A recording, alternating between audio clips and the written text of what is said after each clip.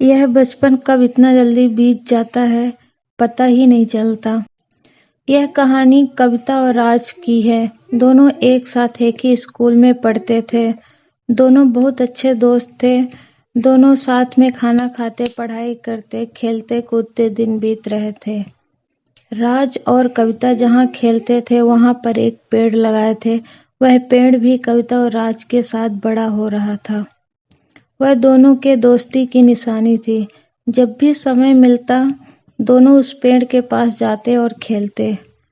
राज किसी और लड़की से बात करता तो कविता को बहुत बुरा लगता था। राज कहीं चला जाता तो कविता बेचैन हो जाती। लेकिन कविता समझ नहीं पा रही थी कि ऐसा क्यों हो रहा है। राज और कविता अब बड़े हो चुके थे। कविता मन ही मन राज को चाहने लगी थी। दोनों की स्कूल की पढ़ाई खत्म हो गई।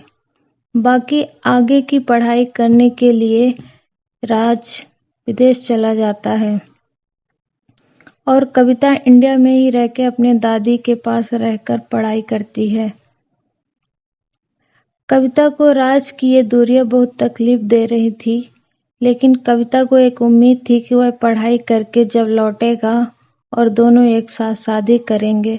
बहुत सारे सपने और अरमान अपने मन में सजाए उसके याद में दिन बीत रहे थे। अब वह दिन भी आ गया था जब राज विदेश से अपनी पढ़ाई करके लौट रहा था। कविता के मन में एक अजीब सी बेचैनी हो रही थी। सोने की कोशिश करती पर नींद नहीं आ रही थी। वो सोचती है कि राज उससे मिलेगा तो क्या बोलेगा, शादी के लिए कैसे प्रपोज करेगा। बहुत सारे सपने मन में सजो लेती है और सुबह हो जाती है। कविता और राज दोनों एक दूसरे से उसी पेड़ के नीचे मिलते हैं जिसको उन्होंने बचपन में लगाया था। राज, कविता देखो ना, पेड़ कितना बड़ा हो गया है और इसमें तो फल भी लगे हैं। कविता, हाँ, ये इतना बड़ा कब हो गया पता ही नहीं चला।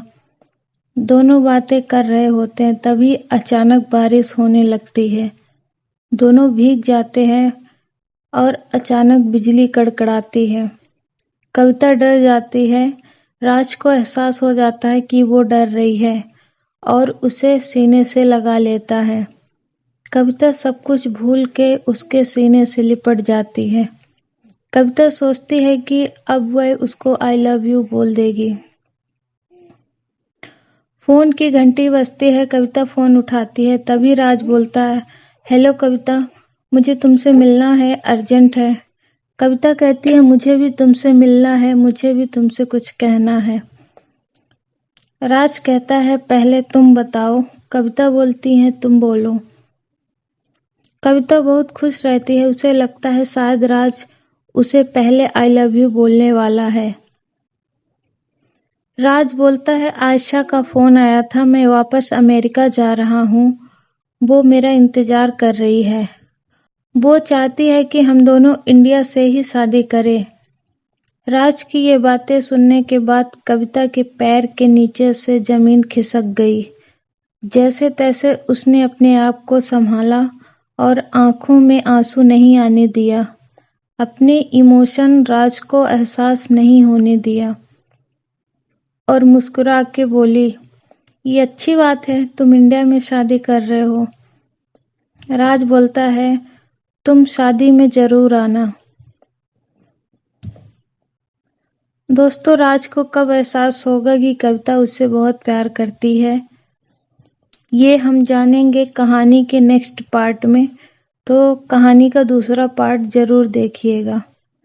और ये कहानी आपको अच्छी लगी हो तो चैनल को सब्सक्राइब करिए और वीडियो को लाइक कर दीजिए। Thank you.